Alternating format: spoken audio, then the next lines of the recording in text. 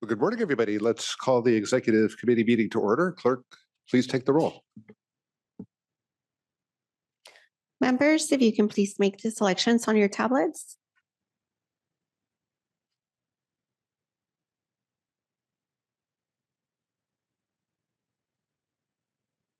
Chair, we have a quorum with 4 members present and 3 members absent. Thank you. Let's move to non-agenda public comment. This provides 2 minutes for anybody who would like to comment on something that is not on today's agenda, but is within the purview of the committee. Clerk, do we have any non-agenda public comment? We do. We have 2 comments. David Roger, if you can please make your way to the podium.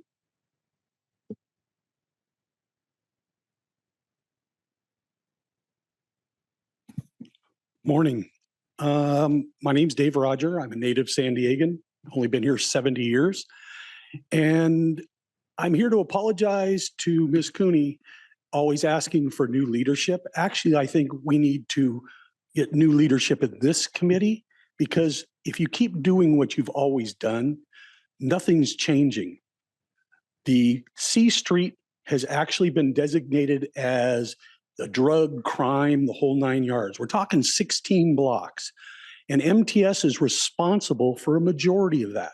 When that trolley does not run, those drugs and those crimes are not there. So MTS's answer to solving this problem is that you take security guards and you have them come and show up and push it onto the sidewalk.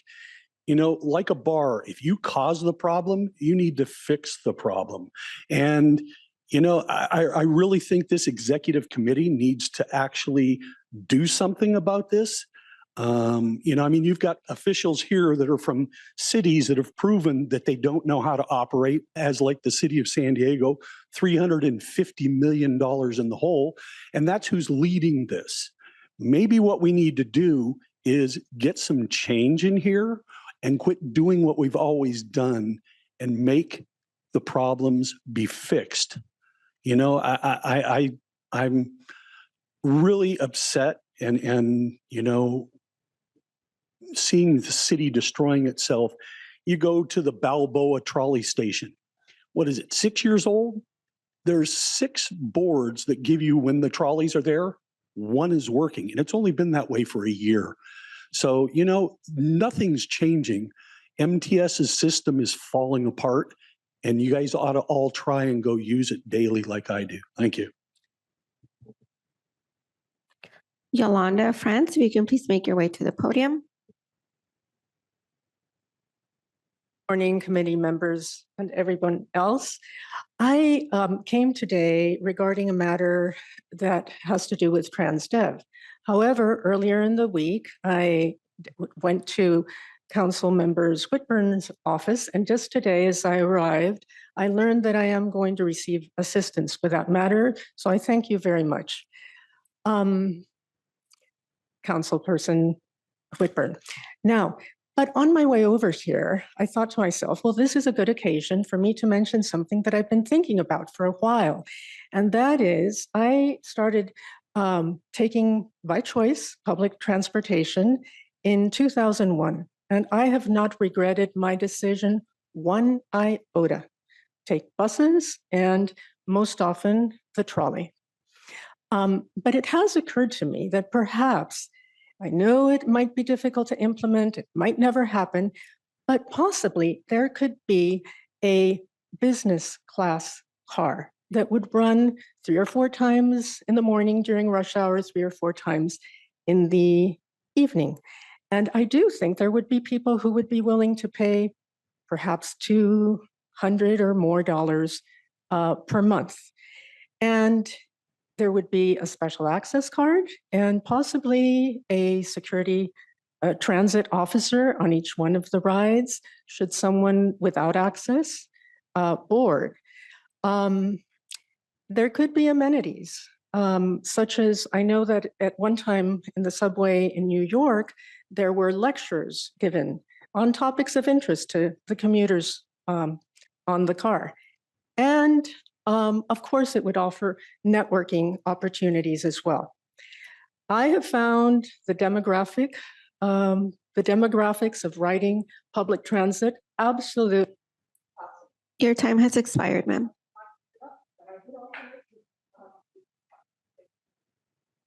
That concludes public comments, Chair. Thank you, Clerk. Let's move to approval of the minutes of the November 13th, 2025 meeting of the Executive Committee. Clerk, do we have any public comment on the minutes? We have no public comments, Chair. Right. Do we have a motion to approve the minutes? We have a motion from Vice Chair Goebel, and we have a second from Director Dillard. Any discussion on approval of the minutes? Seeing none, Clerk, please call the vote.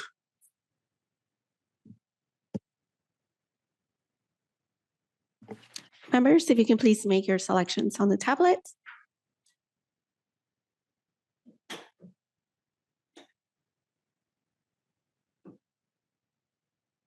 The motion passes with 4 members voting yes and 3 members absent. Thank you, Clerk. All right, that brings us to our discussion items. Item 4 is the San Diego Transit Corporation pension investment status. I believe Mike Thompson is going to kick off our presentation. Feel free to begin whenever you're ready. Good morning, Mike Thompson. I'm the Deputy CFO here. Today, we're going to talk about 2 items related to the San Diego Transit Employees Pension Plan.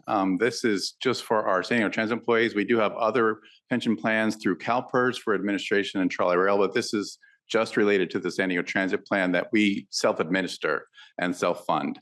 So today, we're going to start with the investment results in the investment portfolio of the plan. I'm joined by Erik Williams to my right and Jeremy Miller to his right. They are from RBK and they are investment managers. Thank you very much, Mike. Good morning, everyone. Yes, my name is Erik Williams. This is Jeremy Miller. We're with RBK, and this morning we're going to run you through the performance and manager review for the pension plan. Great, thanks, Erik. Good morning, everyone. I'll start on slide 2. We'll talk a little bit about investment structure. At the top, you'll see a snapshot of the investment portfolio. On the left, you'll see the various asset classes that the portfolio is invested in, as well as the dollar and percentages of those investments, and to the right, the target. The goal or objective of this portfolio is to maximize asset returns, but also while assuming a prudent level of risk that's appropriate for the liability profile of the plan.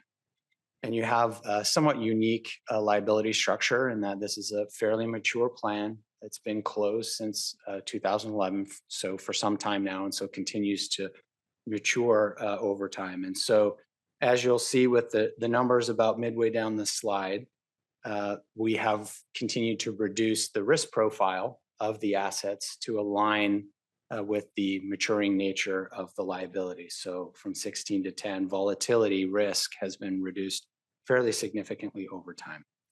And so the asset structure now has been designed to be a little bit more conservative and liquid to facilitate payments and to be a little more capital preservation oriented as the plan matures. On the next slide, we get into some investment details. So here we break out the various asset classes in this figure. To the left by the various products, so you'll see 9 different diversified product strategies that we think provide diversification to the portfolio to help reduce overall portfolio risk. And in particular, we've tried to control allocations within your active managers to help reduce concentration risk. And you'll note one particular change that you might notice relative to the past is we have increased the allocation to fixed income, reduce some of the alternatives. That alternative allocation is no longer, again, risk reduction, but also lowers fees and also takes advantage of opportunities in the market from higher yields, higher incomes that are available within bonds. On the next slide, we look at portfolio performance. Stocks did particularly well. Both US and international saw robust performance led by economic growth, also monetary easing, and in particular within the technology sector associated with AI. But bonds also had some strong returns as well. Yields came in as interest rates come down, bond prices go up. And so we saw some fairly strong returns within bonds as well. So you'll see you started the year with 193, had an investment gain of 19 million to end the year at 208 with a return of 10.2%. So the fiscal year return for 2025 at 10% was well over the actuarial assumed rate of return of 6. So strong performance, and that we think may continue going forward with those, again, higher yields within that bond portfolio, continuing to provide a tailwind for your asset allocation. On the next slide, we get into the long-term return, provided a little bit more detail. And what you'll note is from year to year, you will see fluctuations in the portfolio above and below that actual rate of return. But over the long run, most of short and long run periods, you have outperformed that 6% actuarial return hurdle. And we think that will continue going forward. Of fiscal year 2026 update, since obviously we're already well into that year. We're halfway through. You can see the number is 4.6, so a strong start. Most of the way there already to your actuarial hurdle of 6%. Great. Thank you very much, Jeremy. Thank you very much, Jeremy. So yes, thank you so much. In summary, we just want to reiterate that the plan is well diversified across both products and asset classes. The asset allocation is, again, more conservative by nature due to the fact that the plan is closed, mature. But we do feel that it's very well positioned going forward. So with that, that would conclude our remarks and open it up for any questions. Thank you for the presentation. Clerk, do we have any public comment on this item?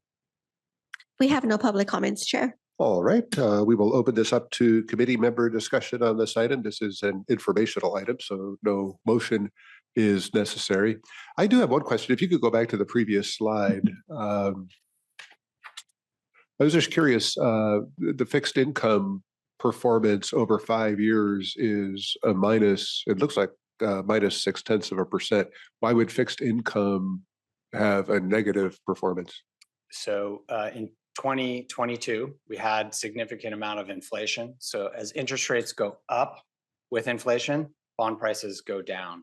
And so there was a very significant, some estimated a 1 in 300 year event. It was very big change because you had starting low yields and then you had interest rates go up. And so that actually created a negative return in bonds that we hadn't seen for many, many years. Now with the higher interest rates, so it created near-term pain, but it provided a long-term opportunity. And so that's where you'll see 5.4%. And so that's why we've started to move more into bonds, is the opportunity is greater now with those higher yields going forward. So it hurt short run, but long run, it actually helped the portfolio. Understood. Thank you for explaining that. Any other questions on this one? Good. I think we're done with this item. Thank you very much for the presentation. Thank you. That'll take us to item number 5, which is the San Diego Transit Corporation Employee Retirement Plans Actuarial Valuation. We'll invite, I believe, Mike Thompson again to introduce the presentation and get started whenever you're ready.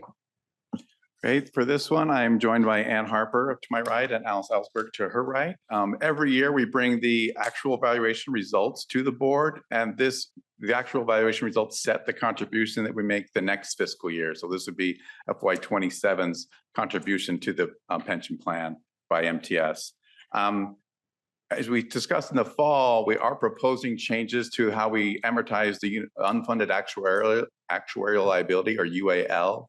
So, and Alice are going to present both the results of the current plan, and then if we change that amortization plan, what that would look like as well. So there's sort of 2 parts to this presentation. With that, I'll turn it to you guys. Great. Thank you, Mike. Thank you for having us. So I'm Alice Alsberghe. This is Ann Harper with Cheiron, your actuaries for the San Diego Transit plans. I will go ahead and cover the actuarial valuation results from the 2025 valuation and go through the contribution for funding for the following fiscal year. And then Anne will take us through the projections and have a look at that amortization policy that Mike mentioned for any potential changes to that funding plan. So today's topics, first we'll go through a background to understand high level what the actuarial valuation does and what the contributions look like to the system. Then we'll take a look at a reconciliation of the contributions from the prior fiscal year to the current fiscal year. Have a look at plan history, see where the contributions have been, the funded ratio, et cetera, and then move into the projections, what the future outlook looks like of the plan, and then dive into that amortization policy, which is a big component in the contributions that go into fund the system. So starting with pension plan management, this graphic shows how the pension plan functions visually. The tank here, so the size of the tank are the liabilities of the system. So the value of the benefits that have been promised to all of your participants is the size of the tank. And the liquid in the tank is the assets. So the assets, how much money is there to pay those benefits that have been promised? And when the tank is not full, when the assets do not reach the top of the tank, there's an unfunded actuarial liability. And that unfunded amount needs to be funded over time in order to pay those promised benefits. So how do assets enter the system? Assets enter the system through strong investment returns, which RVK covered. And then also money comes into the plan from contributions. And those contributions come in from the employer, from MTS, and from the member contributions. And of course, out of the plan is the objective of a pension fund to pay those benefits that are promised to the system. And needless to say, there are operating expenses for administrating this pension fund.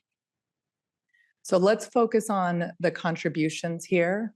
The contributions are set by the plan's funding policy, and that funding policy has three components to the contributions. So there's the normal cost, which is an actual term for the value of the benefits that are earned on an annual basis for the active members.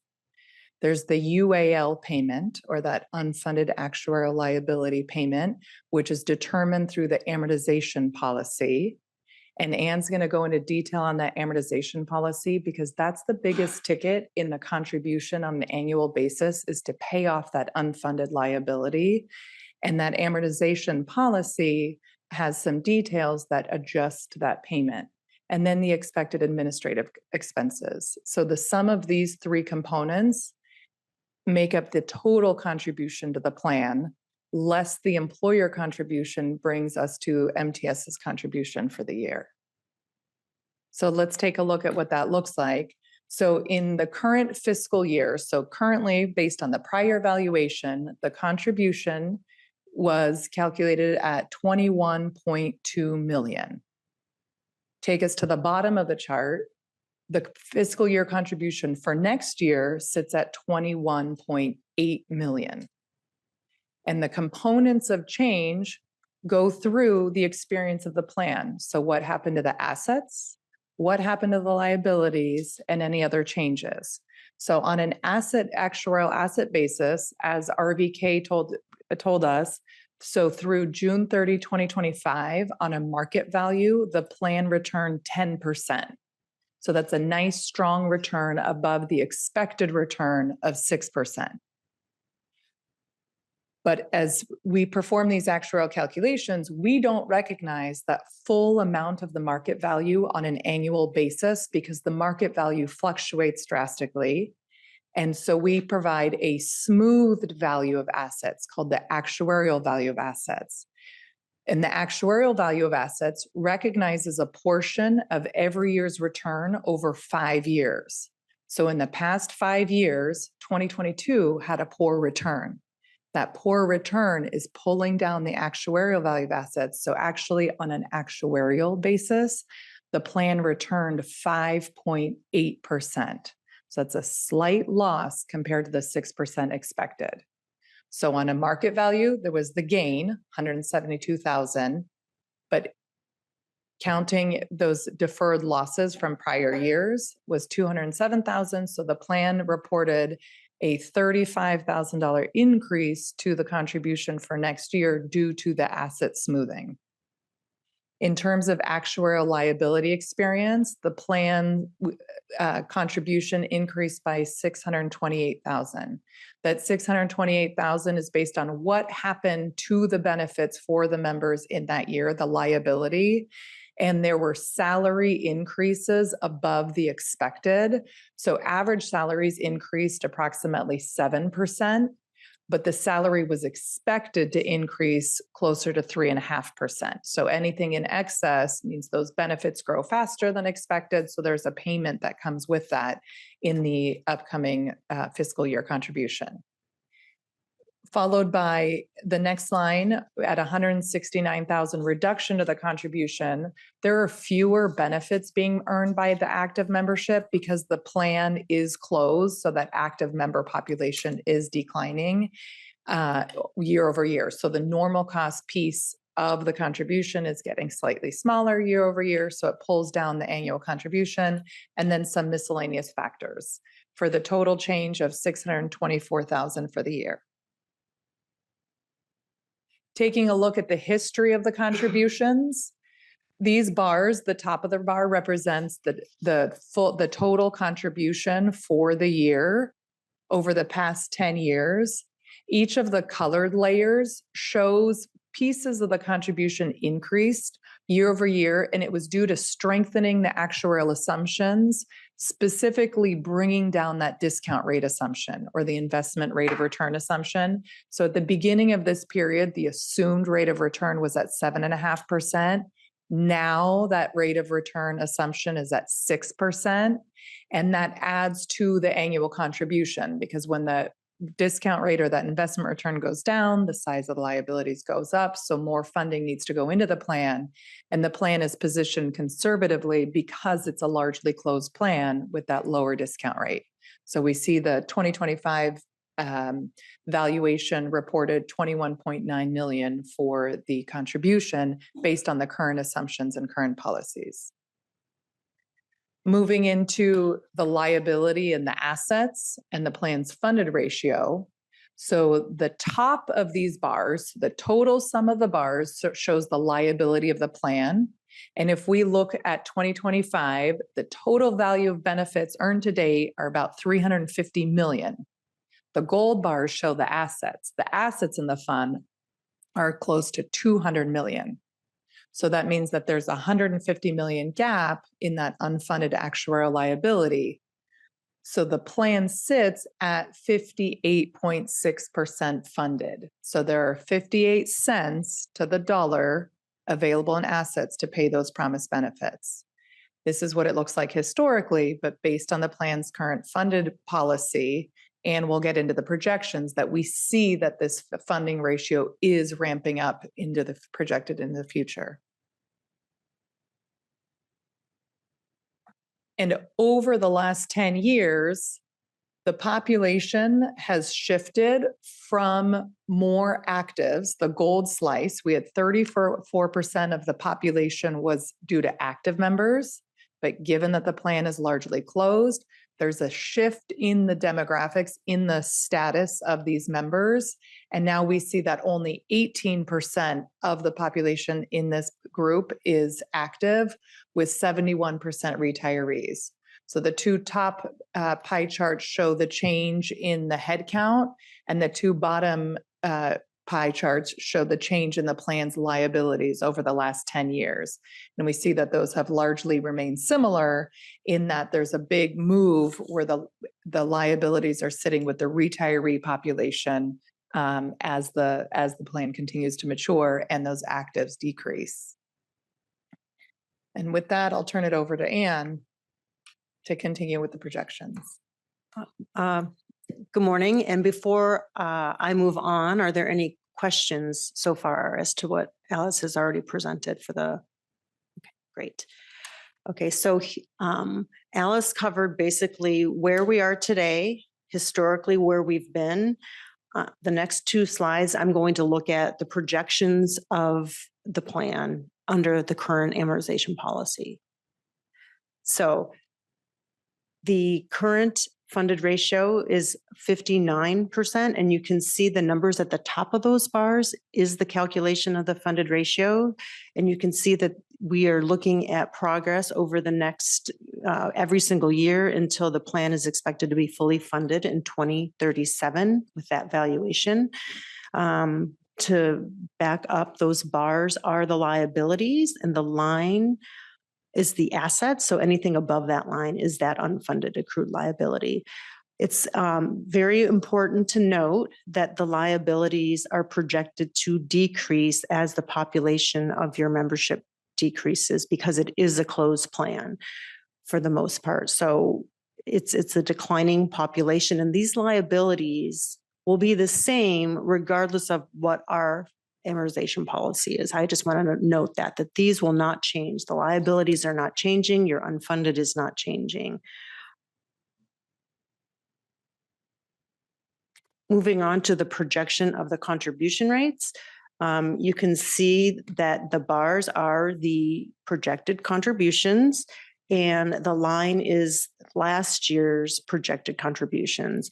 So in the short term, in the next 2 years, you can see that the contributions are a little bit higher than last year, and that's mainly due to that liability loss because of the salary increases being higher than expected. But then as we start to recognize the favorable asset performance for the last 2 years, you can see that the contributions are starting to decline. And then thereafter, there's gradual decline in the contributions due to fewer active members being in the system, and those active members are earning benefits. So they're earning less and less benefits, and so that's shows up in the normal cost declining and that contribution declining. So under the current funding policy, the last UAL payment is expected to be made in fiscal year in 2039. And then the contribution would drop significantly to 1.2 million. And that is just the remaining actives in the plan at that point, accruing benefits and your administrative expenses.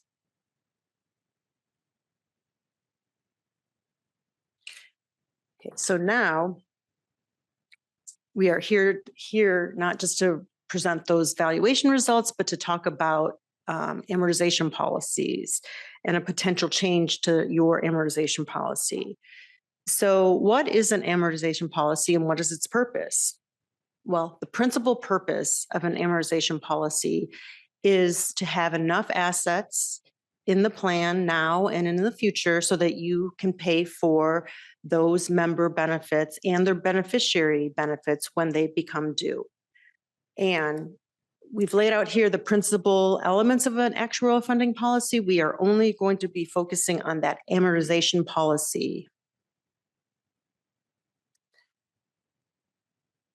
So an amortization policy, there's many aspects of it. First and foremost, this policy determines how you're paying that unfunded accrued liability off over time. Similar to if you have a mortgage payment. Are you going to have a 15-year mortgage? You're going to have a 20-year mortgage or a 30-year mortgage. So that's kind of an analogy I like to use because most people have mortgages and they can understand that. So an amortization policy should also be structured such that you're not having any negative amortization. And what that means is that you're making enough of a payment on that unfunded so that your unfunded doesn't grow, that you're paying more than just the interest on that unfunded, you're paying principal down on that unfunded. And for example, if you had a 30-year amortization of your house and you're paying, let's say, 7% interest, you will be paying only interest on your mortgage in those first maybe 5 or 10 years, right? So you're not even paying enough to pay off any of that principal. So pension plan policies and actuaries have gone through a lot of policy making and white papers and different white papers so that unfunded accrued liabilities should not, these policies should basically avoid this negative amortization. Next is your amortization payment going to be a level dollar amount like a mortgage, or are you going to structure it such that it's a level percent of your payroll? Well, for your plan, since it's a closed plan, your payroll is shrinking. It doesn't make any sense to have a policy where you're paying it off as a level percent of payroll. So your policy is a level dollar, just like a mortgage. Then there could be layered bases or single bases. Most pension plans now have layered bases. You don't have just one single UAL that you're paying off every year. When we do evaluation, there's an actual gain or loss, and we create a new layer for that. And so the period of that payment for those new layers can be different than your original payment. And finally, when we're looking at an amortization policy and setting that policy, there is a balance between stability and affordability and actually sufficiently funding your pension plan. So you need to weigh the pros and cons between having a longer amortization period versus a shorter amortization period where you'd pay it off more quickly. So at the request of MTS, we performed a study back in September of 2025, detailing 4 reasonable alternatives to the current policy. And the four different policies are laid out here. And what's on the table today for consideration is number 2, where the entire UAL as of 2025 would be re-amortized over a 20-year closed period. And just for comparison, we wanted to lay out what the current policy is compared to what this alternative policy on the table is. They're similar in many ways. They're both layered bases, level dollar amount, as we discussed. Back in 2012, the UAL was reset into one base over a 25-year period. What's on the table today is resetting the outstanding balance of the 2024 valuation as of 2025 into one base. So very similar, except we're suggesting amortizing that over a shorter period, over 20 years, not the 25-year period. And then any subsequent changes in the UAL going forward would be amortized over a 10-year period. And those subsequent changes would be things such as actuarial gains and losses from assets or liabilities, not the experience not being as expected, or things like assumption changes in the future. We do experience studies where we look at the assumptions. So any changes in the assumptions would also be amortized over a 10-year period. So here we're looking at the projected contributions. Under the current policy, it's the blue line, and that's what we went over earlier, where the contributions sit around $20 million in the next few years. And then the gold bars are the projected contributions under the alternative amortization policy. And you can see for last year, the valuation was 21.2. For this current valuation, the projected contributions would come down to 16.5 million compared to the 21.9. So that's a savings of about $5.5 million under the new policy. What's really important, as I talked about earlier, is that this policy should have no negative amortization. That blue line, the teal line that you see across those gold bars, that line is called the tread water line. So if contributions were at that level, you would be treading water. You wouldn't be paying off any of the unfunded principal, but you wouldn't be increasing your unfunded either. So any contributions made above that line, you're paying off principal on your unfunded accrued liability. And you can see over time that you're paying off more and more principal every year as you get closer to the end of that 20-year period where we're refinancing your unfunded over. So as of 2046, that is what the last UAL payment would be made. And then your expected contributions would go down to $1 million.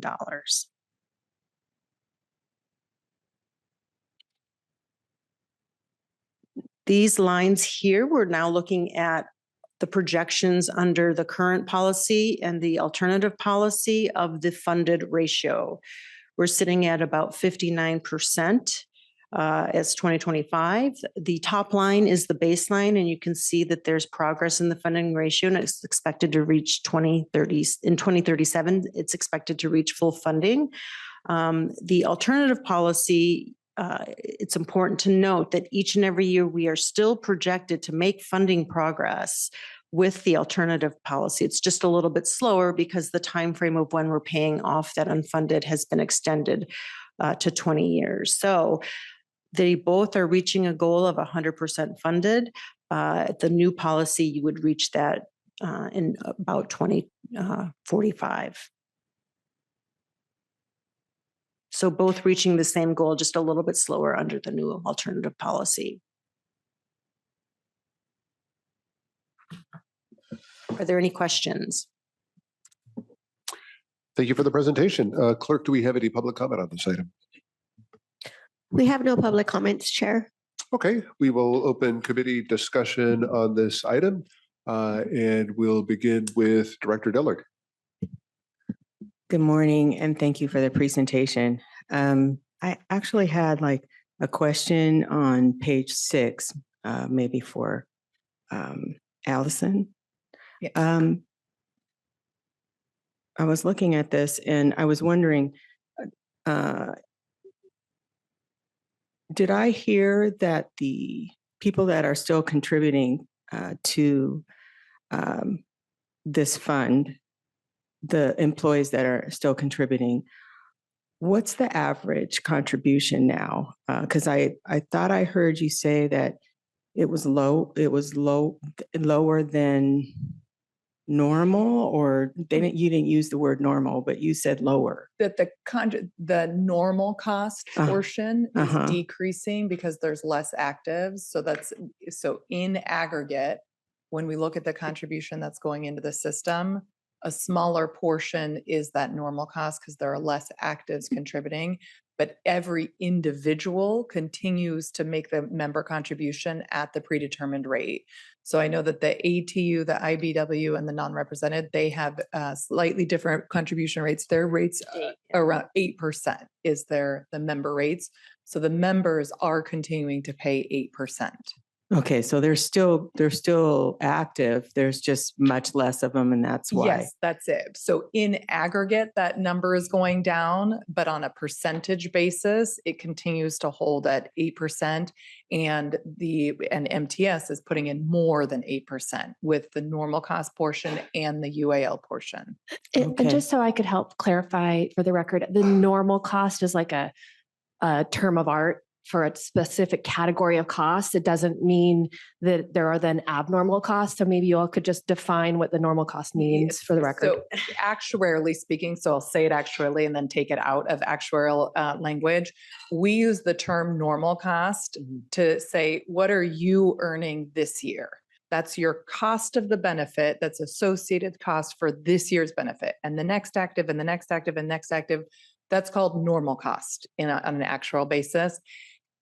With removing the term normal cost, it's what's the value of the benefit that you earn for the year. And if for another year of service, how much more are you getting? And another year of service, how much are you getting? So all of that added together for every single active participant in the plan for the year, what is the cost that they just earned in that year?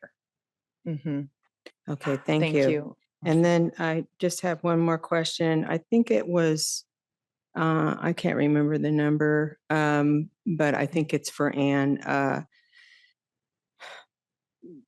In regards to it was the screen that showed 2045, I think. So whatever number that was. That okay, for 2046. So at the end, there's pretty much no one else left to retire, right? Is that what that means at 2046? Okay. Right. So then from there. There's very few though. There's just a few trickling actives left at that point. Right. But what you're saying as far as the no negative amortization, you're saying that we're not going to be upside down at all, and that we're in a safe place. But would it be recommended to pay off the rest before that 2046? Is there any recommendation for payoffs for sooner? So, like we are here today to discuss this alternative amortization policy, the board at any time has discretion to change this funding policy. So if, let's say in 10 years, you decide, well, we want to pay this off sooner, you certainly can do that. It's your discretion to determine what those amortization periods are and what that looks like if you want to pay that off sooner or not. Okay. Does that help? Yeah, it helps. I guess we would just have to determine if we paid it off, how much money we were going to save, like if we did it 10 years sooner, that kind of Right. thing, and whether Right. we could afford to pay it off Right. sooner. Okay. Thank you. Thank you, Chair. Thank you, Director Dillard. Let's go to Vice Chair Goebel. Thank you, Chair. Great presentation. Very helpful to people who aren't speaking this every day. Let's go to slide 2. Never in my life did I think that a plumbing diagram would help me understand investment, all the pieces. So that was very clever. That is brilliant in terms of helping everybody understand. To give credit where credit is due, this is from the 1965 Harvard Business Review Journal, and the plumbing has not changed. So, good to know plumbing hasn't changed. Let's go to slide number 14, please. While we're getting there, one of the things I think I like the executive committee to be seen as is help guide discussion for the full board. So how many employees, what percentage of employees are we talking about for this plan versus the total group of employees in the company, agency? Yeah, do you want to? Well, I think there are So about there- 300 active members to date. Yeah, in the actual review, there's Yep. 268 as of July 1, 2025 that are active in this plan. And we have about 1,600 employees total in MTS as a whole. And then in this plan, there's 1,000 people that are receiving benefits, and another 169 that have earned benefits that haven't started receiving it yet. So I think when we talk about it next week, it might be helpful to say what we're talking about here affects 30% of the employees or something like that. It helps put it in perspective. Okay. That we're not talking about the whole agency here. We're talking about this percentage of people in the agency. But I think it's important to note as well that this pension, we are required to provide the pension. It is a earned benefit that we would have to pay irregardless of what is intended in the plan, correct? By law, Absolutely. that's the last out. Correct. This just determines how we pay it. We're obligated to pay whatever benefits are earned and paid out over the course of the pension plan. This just determines how much we pay every year. That's basically Absolutely. all it does. Understood. So the decisions on the amortization more impacts the budgeting for our annual operating per year, not anything for the employees or the people who earn the benefit. Absolutely. I'm just, as this topic, I'm trying to say this topic covers 30%. We still have another 70% under another plan with different rules that might have different things. Right. So I kind of like to know how much are we talking about here. Let's go to slide 14. We're there, right? Okay. So the blue bar is our current amortization Policy, yes. policy The and dark payments. blue, yeah. But the bars would go up to that blue line under our current Right. policy. Right. So currently we're paying somewhere between 20 million down to 12 million or so by 2039 when we would be fully funded. Correct. I think if I understand what you're saying is, let's go to slide 15. The blue line is the current amortization policy saying hey, in 2039, we would be fully funded at 100%. Right. But if we reduce the payments, we stretch out how long we need to pay that off. That's the green line. Either way, we still end up at the same endpoint It's just for budgeting purposes, for cash flow purposes. We cut our payments from 20 million down to 13 million a year, but it lasts a little bit Correct. longer till we get to unfunded. I don't know how you can encapsulate that into words, but I think that would be a helpful summary to provide the board as well. Okay. Definitely. And I think, again, I'm going to reiterate that all the policies that we looked at are all actuarially sound.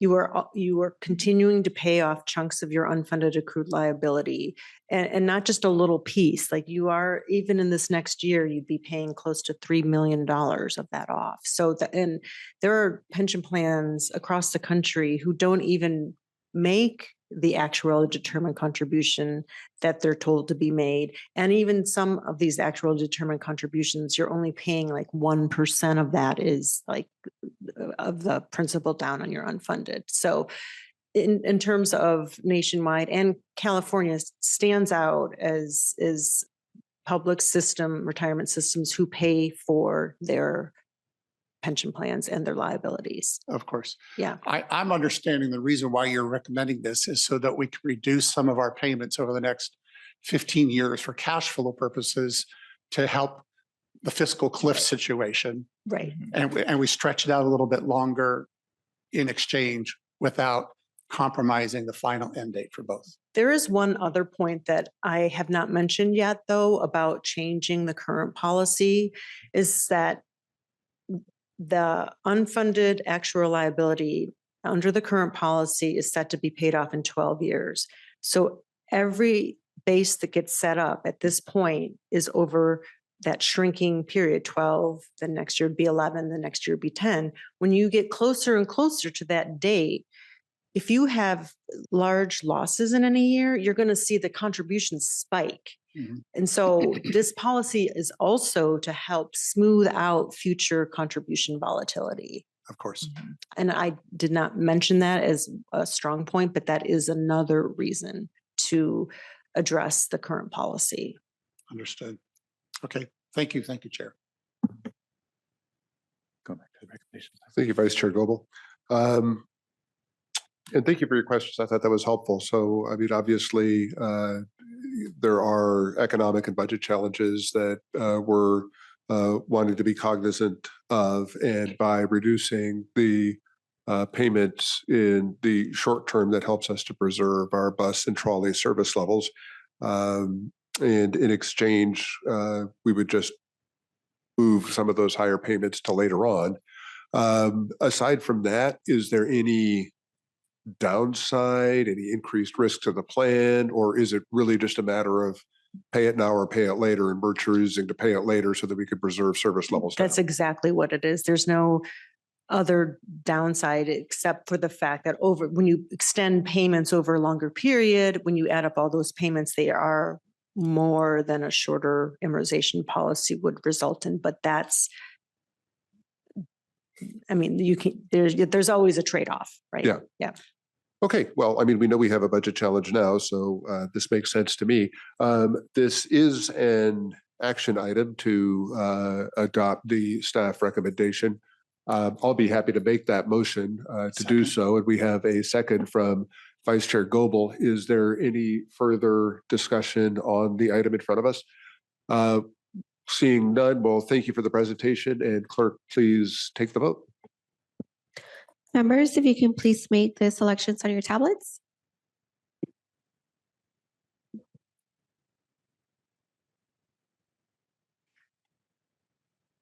The motion passes with 4 members voting yes and 3 members absent.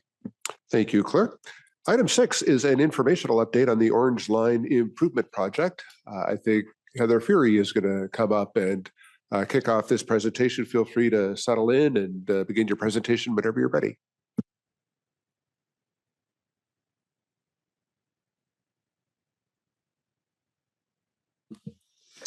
Good morning. Thank you. I'm Heather Furey, the Director of Capital Projects, and I'm joined by David Holman of TY Lin to give you an update on the Orange Line Improvement Project.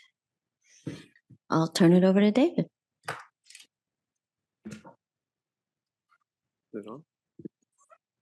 Good morning, everyone. Hello, my name is David Holman. I'm with TY Lin, and I'm the project manager for the PMC team. So today we'll be giving you a general update on the Orange Line project by discussing kind of a project summary and reviewing the overall project schedule. We will also give you some updates on activities for phases 1 and 2. We will briefly review the funding. We will discuss some other work that's occurring along the Orange Line. We will highlight some of the agency coordination, give you an update on the risk management, and discuss next steps. So the Orange Line project includes 17 miles of improvements along the Orange Line, beginning at 32nd Street and Commercial and continuing through the El Cajon station. You can see the project is broken down into 2 phases. Phase 1 is illustrated here with the yellow highlight, again, starting at 32nd Street and Commercial and running through Massachusetts Avenue. And then phase 2 begins here at Massachusetts Avenue and runs through the El Cajon station, shown with the red or orange highlight. For the overall project schedule, both phases are shown here, with phase 1 on the top. You can see we are well into the phase 1 construction, which started last summer. It's continuing through the end of this year, with closeout coming in 2027. Phase 2, the design is complete, and we're currently working on some pre-construction services, which include the phase 2 procurement of the construction contract, with the phase 2 construction scheduled to start later this year and continue through 27, and closeout occurring in 2028. So I'm going to give you some updates on the phase 1 activities. This slide represents the progress of the phase 1 construction by months.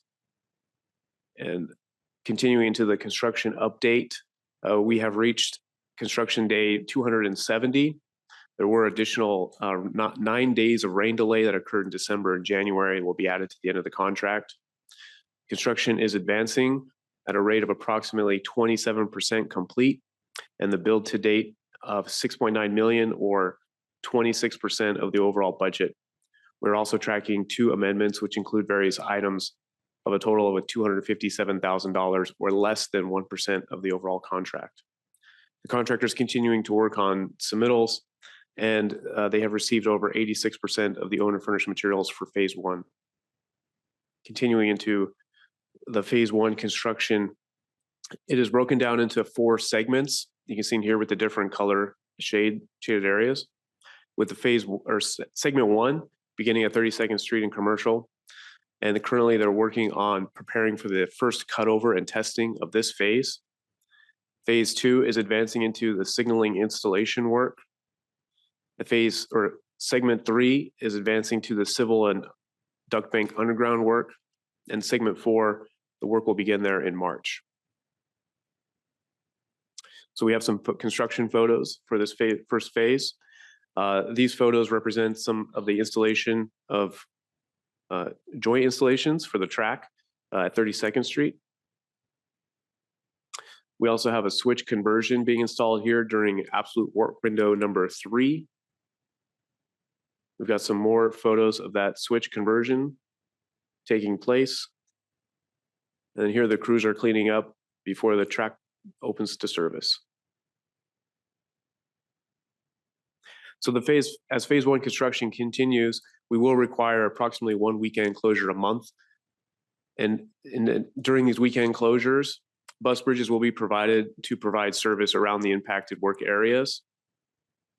We have completed 3 work windows or weekend closures to date, with the 4th planned later this month. And as I mentioned, that segment 1, they'll be conducting the first cutover of that segment in 2 weeks at that absolute work window number 4. And when this takes place, the new signaling equipment that has been installed will be tested and certified for use, and it'll begin operation. To support these weekend closures, we're following the communication outreach plan developed for the project, which includes advanced notifications to all the riders in the community. Notifications are sent out at least 1 month in advance of a weekend closure. They also place A-frames and variable message signs at the impacted stations. And email notifications and text messages are sent out to subscribers to keep everyone informed. For the phase 1 construction, we're also tracking the labor reporting. MTS has a goal of 40% local worker goal. And so through December of last year, the project is at 72%, so well above that goal. And this map illustrates the local workers from 21 different zip codes within San Diego County. So you can see it's well distributed. Moving to some phase 2 updates. And as we haven't started construction yet, you can see we're still getting ready, but working on other things. And those also include the owner furnished equipment for phase 2. So MTS has already procured all the long lead items for phase 2, and they are now being delivered. So you can see we've received over 33% of those materials for this phase, and more deliveries are coming in the next few months. In support of the owner furnished materials, some of the include special track work, which has been ordered. And in December, the team went out and did some inspections at the plant. So here are some photos of that activity. And you can see they're marking one of the ties that was found defective. So they had that tie replaced at the factory before it gets shipped out. So the special track, some of it was delivered in December. So here are some photos of it getting unloaded at the storage location. And we have a few more photos of additional special track delivery that occurred in December. Again, these materials, as they get delivered, they're stored for use and ready for phase 2. So to prepare for the construction of phase 2, we are also working on the procurement for that contract. MTS released the invitation to bid in January 8th. And then last week, we held a pre-bid meeting and site visit with all the qualified contractors. We went out and walked the project sites to get familiar with the existing conditions. The bids will be due March 13th with anticipated contract approval in April. We have some photos of the construction site visit. So here's some more photos. You can see the site visit was well attended by all the contractors to go out there and observe and see the existing conditions firsthand. So that was a summary for the phase 2 updates. And now I'll give you an overview of some of the project funding. MTS was awarded several grants to fund this project, and those include a Transit and Intercity Rail Capital Program, or TIRCP grant, awarded by the California State Transportation Agency, or CalSTA. So MTS was actually awarded 2 of these. So the first one was with the Cycle Funds number 5 in 2022 in the amount of $13.1 million, and this is for phase 1. The second TIRCP grant was awarded in 2023 in the amount of $48.3 million, and that's for phase 2. In addition, MTS was awarded Senate Bill 125 Transit Program Grant in 2023 to support local public agencies, also awarded by CalSTA. This was in the amount of $26 million. So you can see a lot of the project funding is coming through these state programs, but to supplement, MTS is providing some CIP local funds. In total combined, the total estimated budget for both phases is $151.2 million. So this graph shows the funding by phase. You can see phase 1 is funded through that first TIRCP grant award and the SB 125 award with CIP funding to supplement for a total of $55.3 million. Phase 2 is funded by the second TIRCP award and CIP local funds for a total of $95.5 million. So these funds and expenses are assigned and tracked based on that funding type. So this bar chart shows the expenses to date by those different funding types. And this next slide shows the total expended to date for phase 1 at around 36% or $21.5 million. Again, we're tracking it by funding type and percent spent. Phase 2, we're also tracking it by the funding type. You can see the TIRCP funding that was awarded. And then in addition to that, the local CIP funds, and the blue bar there shows the expended amount to date. And for phase 2, the total expended to date is approximately 7%. Or $6.9 million. And a lot of this is related to the owner's furnished materials, as MTS has already ordered it and it's been delivered, so they're paying for those materials that are on hand. We've also developed these graphs to show the percentage of the project investment for the local cities along the orange line that it's serving. So you can see phase 1 is 100% serving the city of San Diego or within the city of San Diego limits. But phase 2 is largely within the city of La Mesa, and also Lemon Grove, and El Cajon. So you can see the project is supporting the local communities for which it is serving.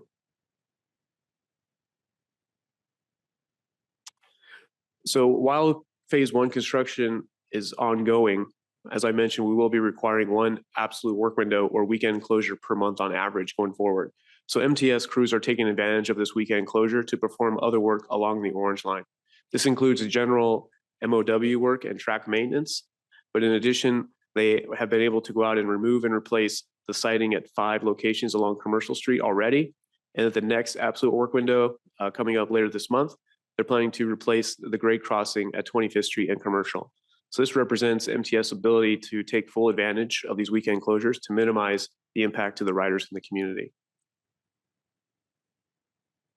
In addition to the ongoing activities, we are coordinating with the state agencies. The California Public Utilities Commission, or the CPUC, regulates rail crossing safety. So during the design, the CPUC reviewed and approved the improvements of these 7 grade crossings and 2 station upgrades. The team is currently coordinating with the CPUC for the phase 1, segment 1 cutover and safety certification documents. So when that first cutover takes place, the CPUC will be out there to perform the inspection and verification to ensure everything is working properly, and then it will be authorized to go into service. So we're also tracking the risks on the project. So this chart shows the current risk profile. You can see the risks are scoring, trending down towards the low to medium range, with only 4 risks still showing up in the high to very high, and no significant risks right now. We've also been able to close 17 of the risks. We perform monthly updates on the risk register, and we hold quarterly workshops with the team. Our next workshop will be April. And this table provides the top scoring risks. And if you look at them, you can also see that they're trending towards or closely tied to the phase 2 construction contract and schedule. So in the next few months, as we work to close or award that contract for phase 2 and get the schedule sorted out, or I guess confirmed, these risks will be closely monitored and tracked, and we'll be working to lower the score. That concludes our updates overall, but the project is moving forward. Phase 1 construction continues to advance on schedule. The phase 2 construction procurement will be closed in the next few months. We are continuing to follow the communication and outreach plan to keep the community well informed. We're managing the funding and tracking the expenses to make sure the funding meets the intent. And we're also taking advantage of these weekend closures to perform other work along the Orange Line. That concludes our update for today. So do you have any questions? Thank you. Clerk, do we have any public comment on this item? We have no public comments, Chair. All right, let's begin our conversation with Vice Chair Steve Goebel. Thank you, Chair. Nice presentation. Thank you. Very thorough. Let's go back to slide 31, just a couple right there. So if we have a total cap of money that's available to us from TIRCP and CIP, that's all we're going to get unless something new pops up somewhere.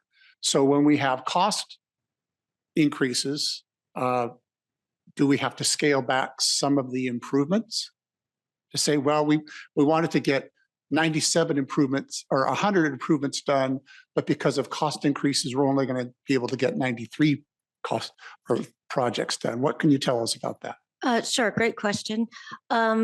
What we did for phase 1 and we're doing again for phase 2, in the bid documents, we have the list of all the work we want to get done. And then we have some alternatives that we're asking for bids on. Those include things like removing the existing signaling system at the end of the project. We do that because while we'd like to have the existing stuff removed, if we can't afford it, we won't pursue with that work. So that's one of our sort of back out plans. The way the state grants work, you have a list of things that you commit to build with your project, and they will actually come out and audit and confirm that we've built them. So from a grant perspective, we need to do all that we committed to. So those alternates are one way that we can kind of manage that.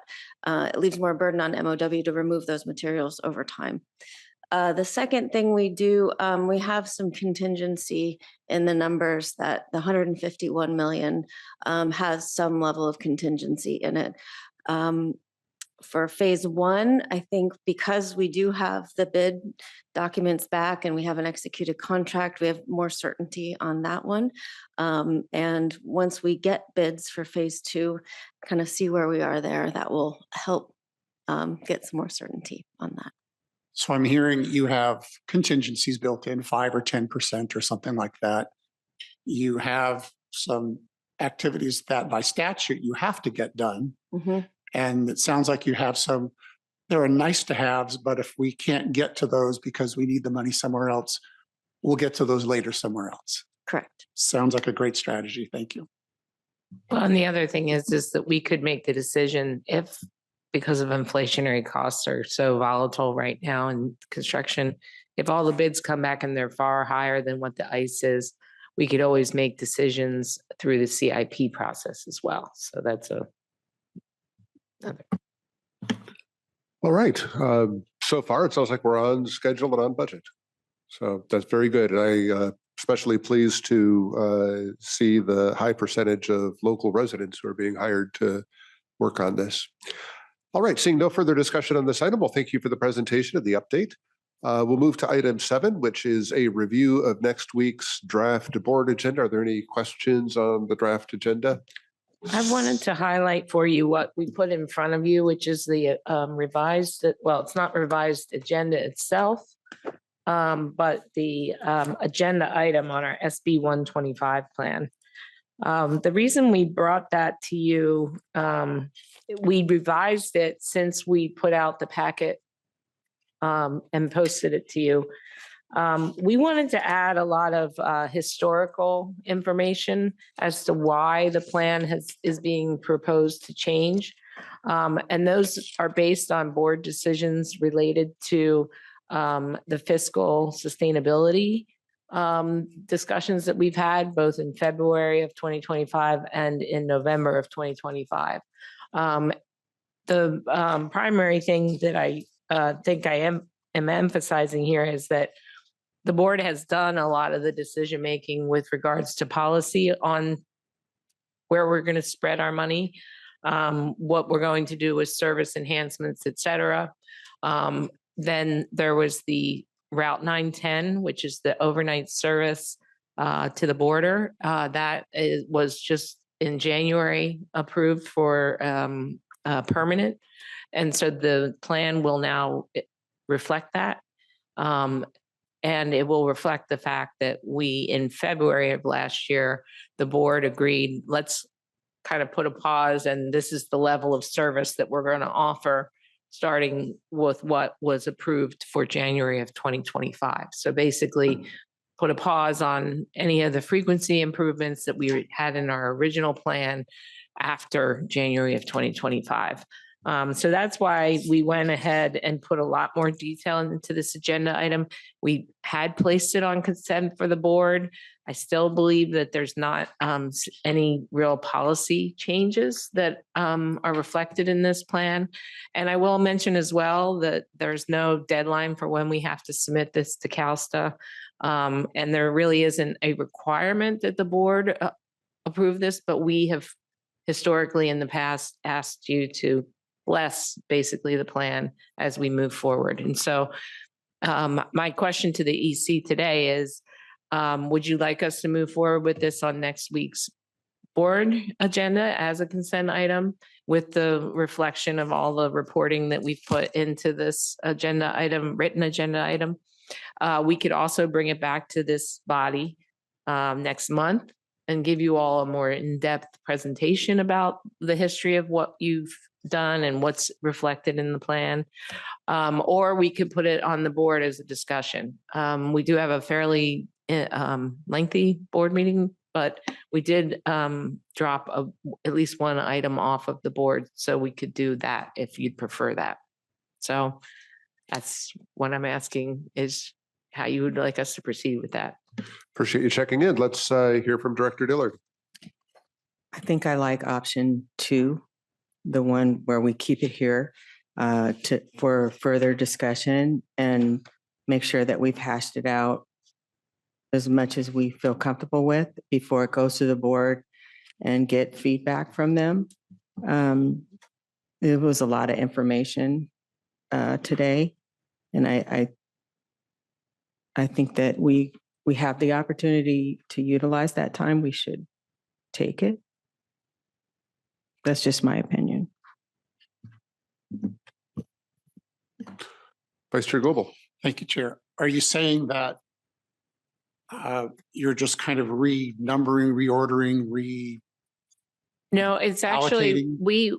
the board in February of 2025 authorized us to go ahead and revise the plan based on the decisions that were made at that time. And that was freezing the levels of service at January 2025 levels. And that was a couple of other things that we were reflecting with regard to the reserve policy, you know, how much we've moved into reserves. And then also, anyway, so the tables for today's version that we're proposing to give to the CalSTA are reflective of those decisions made back in February. And so a lot of it is just basically codifying it in the plan that goes to the state. Now, the state does not have a say in how the board spends this money. Our decisions on this will not be reflected in how much money we get. We get it by formula, regardless of how we're spending it. They basically look at the plan and say, yes, these are eligible expenses, and that's it. And one of the eligible expenses is putting money into reserves to kind of stretch out people's operating budgets. So that is basically what the plan will show. I will mention to you that next month, this body will also be looking at the capital improvement program for 2027, as well as the mid-year budget and sort of high-level expectations, I think, for the next operating budget as well. So it'll be a pretty dense meeting, but certainly manageable if you wanted us to give a presentation on this as well. Yeah, I agree with Councilmember Dillard that it probably should go to the full board at some point, but I think it could be abbreviated because there's nothing new here. It's not any policy discussions, things. It's just, is everybody okay with this submission of what we've already talked about? That doesn't need to be a lengthy presentation. Yeah, and we waited after the February meeting because we wanted to see what the actual costs of Iris Rapid were, for instance. And so this new version of the plan reflects that we actually underestimated how much the operating costs for that service were. And then we also wanted to make sure that the board had the option of making permanent that overnight bus service as well. And so that's why we didn't make we really just tweaked some ridership numbers and that kind of thing for the version that we submitted last February. Can I just then clarify the direction? So I think what I'm hearing is that you'd want this to come back as a discussion item at the March Executive Committee meeting. And then I guess based on that presentation of what this is, you all can give us direction of go give the same or a slightly modified presentation to the full board or put it on the board's consent agenda for March. But that you would then, as executive committee, have an opportunity to get a fuller report about what's in this to make that decision. Director Dillard. Yeah, I would feel more comfortable with that, just so it doesn't feel messy, just, more concise and understandable. So that's why I'm saying that I would like to see this come back in March. So there's no rush on this. And we've got the room on the March agenda for EC to be able to handle it. Okay, Director Fernandez. Just clarification. So this is to approve a report that reflects changes that we approved in February and November, update with 910. But it is a report that goes to the state and we're just approving that. Yeah, basically, you're just saying this is the report we'll give to CalSTA, and CalSTA will say, yes, all of this is authorized expenses. And we anticipate our payment in May or April. And the state in no way takes this report and comes back to us and says, fix these, fix that. They just accept our report tacitly. Nothing. They just accept it. Okay. Their only role is to make certain that the expenses that we're using the money for are eligible based on the program. All right, and even more clarification. So again, we're saying that we're going to bring it back to exec and to look at a report that will go to our regular body. Well, no, I believe my recommendation to you after you hear it next month would be put it on consent for the board. A lot of this is reflective of, all of it is reflective of decisions already made. And the other thing is that we revised the plan and will continue to revise the plan based on the operating budget decisions and the capital budget decisions that you will all make over time. Because if we need money and you want to move it out of the reserves to put it into something else, then we'll then revise it again.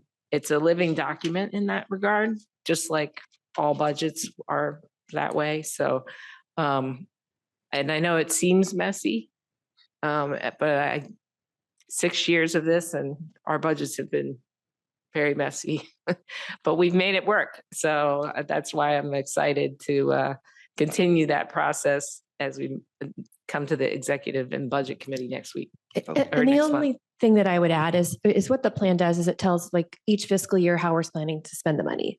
So the only thing that matters is that the money that's in that we've put to spend right now in fiscal year 26 is accurate. You know, we'd want to have told the state how we're going to spend that money like before we spend it. And we're still accurate. We actually, in the proposed revision, would reduce the amount of money we're spending in fiscal year 26, and we're moving more of it to future years. So that's why there's no delay, but then each year you'll probably amend that plan at least once to align with what you actually ended up spending in that fiscal year based on the budget decisions that the board makes. Director, Vice Chair Goebel. I like the idea of coming back to EC to present it, but I would not put it on consent. I would, knowing the board members, I think they would want to see something, a presentation. I'm just anticipating who's going to have an interest in this. You don't need to get down into a lot of weeds, but it also helps refresh everybody. This is just a reminder. These are the things that we agreed to a year ago or so. So it doesn't need to be a long one. Doesn't need to be 32 slides. It can just be. I would not put it on consent. I would say go to the full board in an abbreviated fashion. Thank you. I just, Chair, I just want to stick to transparency so that everyone knows where this money is going and everyone feels comfortable with it. And if they have any issues at that time, we'll have a better knowledge of or feel more comfortable with everything that's being put out and where that money is going. And I just want to stick with transparency, not just for the board, but for the public. Well, we are prepared if you wanted us to do it at the board next week. So it's up to all of you if you prefer to come back to this body first or not.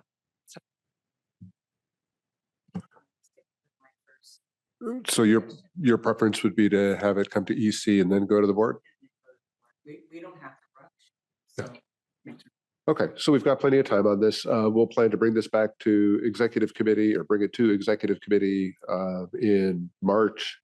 And then we will bring it to the full board either in March or when we have a board meeting that can accommodate it, since we've got time on that item.